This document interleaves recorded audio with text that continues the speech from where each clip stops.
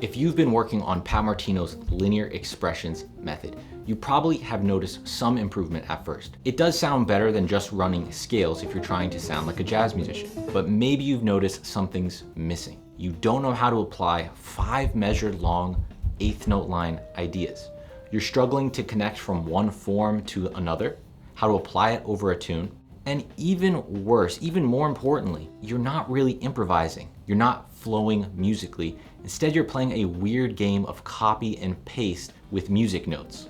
You're really not alone if you felt this way. I did a couple polls with my CGA students to see how linear expressions has helped them, and most of the results were kind of mediocre. And a lot of guys have reached out to me who've been looking at the Pat Martino method and wanted to get my take, so I filmed this video. My name is Chase Maddox, and I teach nearly 200 people inside Chase's Guitar Academy every single day of the year, and I want to help you guys out as well. So today we're going to talk about some big problems with the linear expressions method and also my solutions for fixing them. These are issues that are not widely discussed and you're probably dealing with right now. So here's what we're going to do in this video. Stick around to the end. First, I will show you what's missing from Pat Martino's method. Next, I will compare what's in linear expressions versus the actual lines that Pat Martino uses when he's soloing over the same chords for a direct comparison. And then lastly, I'll show you guys a much simpler way that actually works based on all of this feedback from people who have tried linear expressions and have also tried my method. Okay, real quick, let's go through some of the core problems I see with the linear expressions method. First one is a size problem. Most of these activities, if not all of them, are 5 measures long. And there are not many situations you'll find yourself in where you need to play a line for 5 measures over the same chords. This is a big problem for people trying to apply the idea. So let's take just the first form.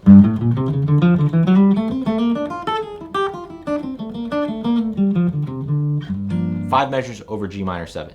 Most jazz progressions, you're gonna see 2 beats or 4 beats of a chord like G minor. And even more importantly here, jazz improvisation is reactive, conversational, flexible. We're not trying to regurgitate 5 measure ideas. That's like trying to memorize paragraphs to then regurgitate to people when you're trying to have a conversation. It just doesn't work. Problem number 2 is a connection problem. We have all of these different forms and activities across the entire fretboard, but how do we actually connect them? Now, Pat Martino in the book shows some examples of them being connected, but there really isn't discussion of how to actually connect these. How do you connect a giant 5 measure idea with another giant 5 measure idea? And what if the chords are moving in a different way, in different amounts of beats? There's not any specific advice, any specific things to practice to do that. Furthermore, a lot of the ideas you end up playing in real improvisation cross positions.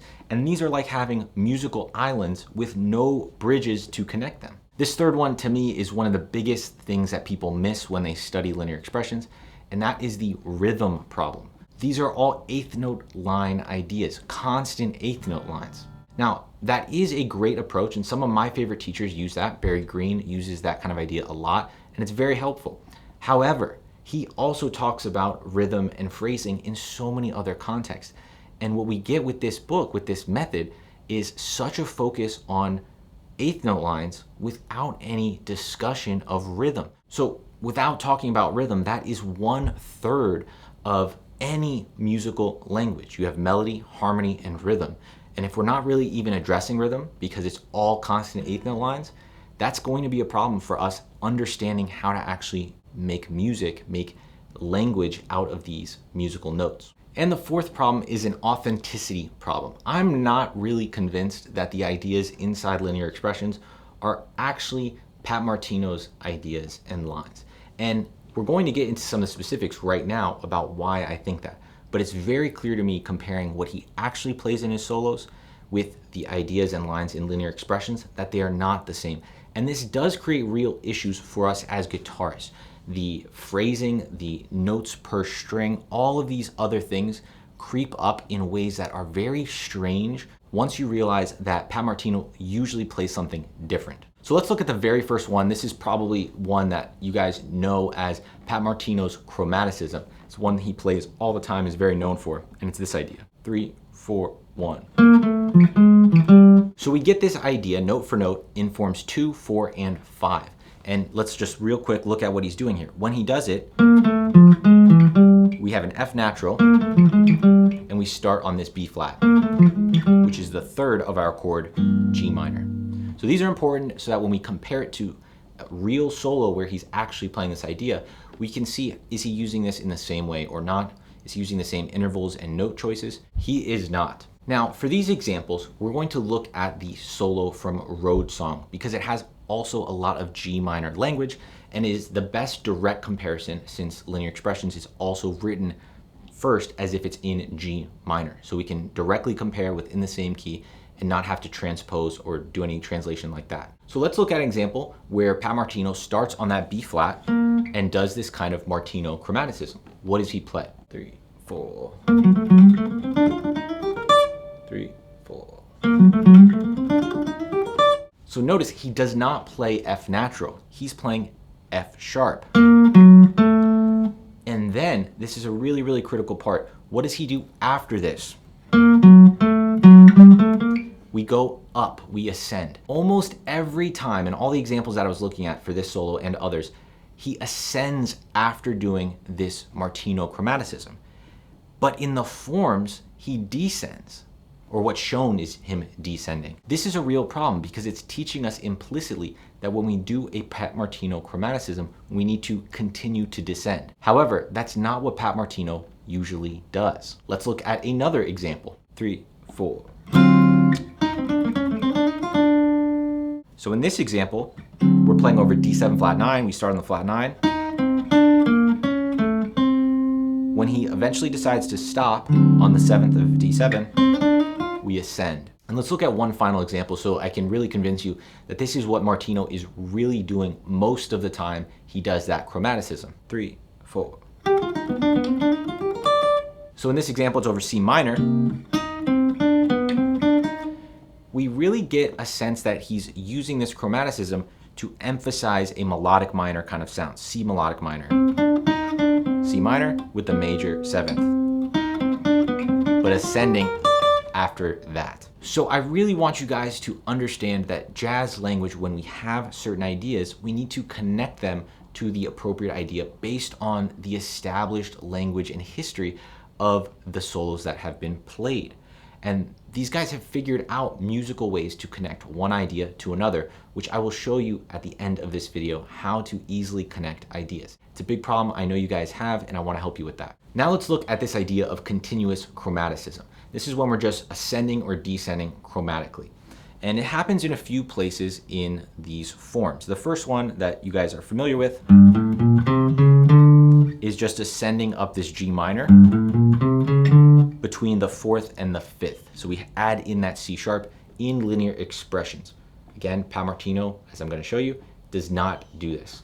I don't even think I could find one example of him doing that in Road Song on G minor out of all of his courses, even though he ascends up from G minor as a scale many, many times. He never had put C sharp in between there. This is really important because when you develop vocabulary, it becomes very personal to yourself. You tend to use the same kind of ideas.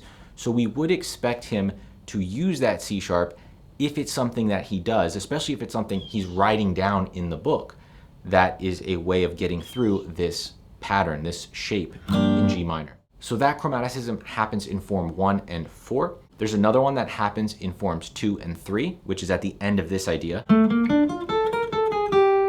That continuous chromaticism from A up to B flat and all the way down to G.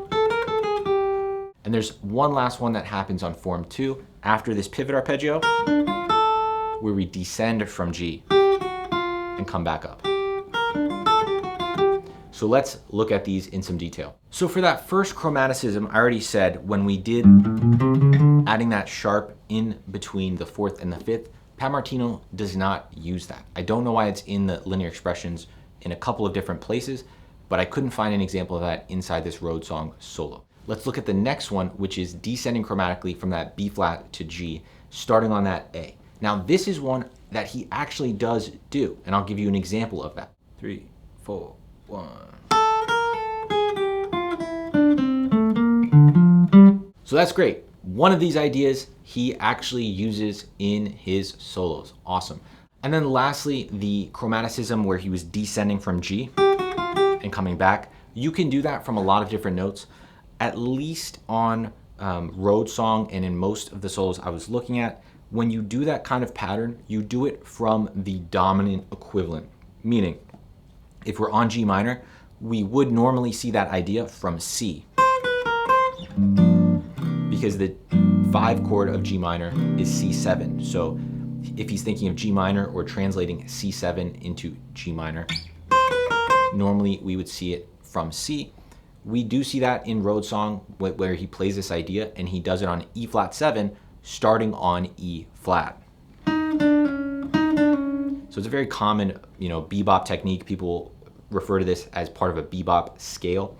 I think about it as just continuous chromaticism. It's a little bit of a different spot from what's shown in linear expressions. And then the final example I want to talk about is the pivot arpeggio. Now we only get one example of this in those forms and activities, which is really unfortunate because it's such an important essential jazz pattern. And the way that it's shown in linear expressions is not a comfortable way on guitar and also not close to what Pat Martino actually plays. So let me show you what's shown first in linear expressions and then what Martino actually does. 3, 4. 3, 4.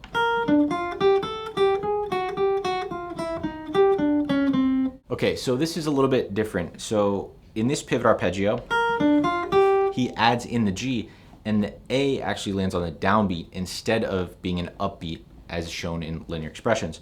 And then the chromaticism we have after that is also totally different and a cool one that I wish was shown in linear expressions. So all of this is just to show you in detail that the ideas in linear expressions are not really coming from Pat Martino's solos and his actual vocabulary. So if you're learning it in that way, just know that you're not really getting it from the source, which is obviously the music itself. What I recommend instead, what I teach instead, is learning 9 essential jazz patterns. Now, these ideas happen across all decades of jazz playing, across all instruments. They're very, very simple ideas. I'm sure you already know some of them, like playing a triad, playing an arpeggio, playing an enclosure. So with these 9 essential jazz patterns, this is really the blueprint of what soloists are doing, whether they are doing this implicitly, intuitively, or this is something that they've worked out in ideas. All the idea is we connect one essential jazz pattern to another one to create a longer musical idea. Now, in a sense, this sounds very uncreative, but you can change the rhythm. You can change which ones you're combining. All of that comes into play and becomes a very creative process. Just in the same way as, we're all using the same 12 notes, but think about the vast universe of musical genres, musical solos, ideas, melodies, all from the same 12 notes. It's a very similar kind of process where we can be creative while still having, in a sense, some limitations. So let me show you how Pat Martino's ideas actually are based on essential jazz patterns and not these 5 forms and linear expressions method ideas that are inside there. Pat Martino idea number 1. So what's going on here? We're playing over G minor. We have a start of this where we have an enclosure, 2 notes to target or enclose this G. Walking up that scale is our 1, 2, 3. It's the very first essential jazz pattern, G, A, B flat. And then from B flat, what are we doing? 1, 2, 3, 5. B flat is 1. We're referencing this note now, 1, B flat, the relative major of G minor, 1, 2, 3, 5. So we skip that note in between the 4. And we just straight combine those and we get this great idea. 1 and 2 and 3 and 4. Doesn't sound like we're putting pieces together, but it creates a musical idea. This is the same way that we put letters together to form words and words together to form sentences. It's all the same thing, but we're using musical concepts instead of words. Let's look at another idea. Again, this is G minor and C7, a little 2-5. Here's the idea. So what do we have here? Very, very simply, we have a 3-note enclosure, which is our essential jazz pattern 9, to enclose and target that E. That's a chord tone of C7, which is our next chord in this progression. And then from there, we just play the arpeggio starting from E. I like thinking about this as a 9th arpeggio because we end on the 9th of C9, C7.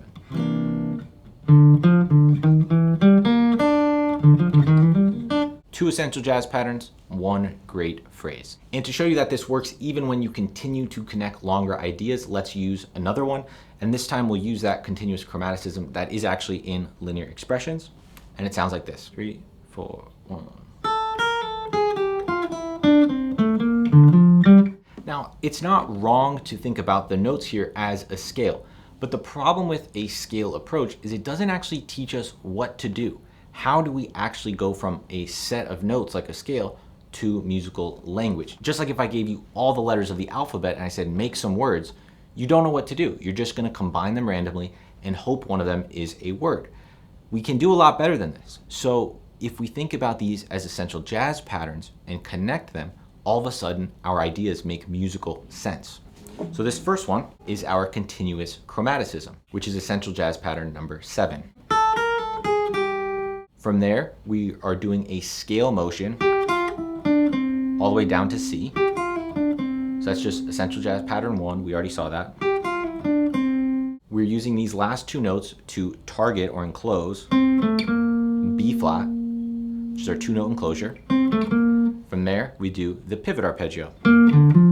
So all of these just link together, directly linking from one to the next. You can add in other rhythms, breaking this up. That is totally fine. It doesn't change the idea.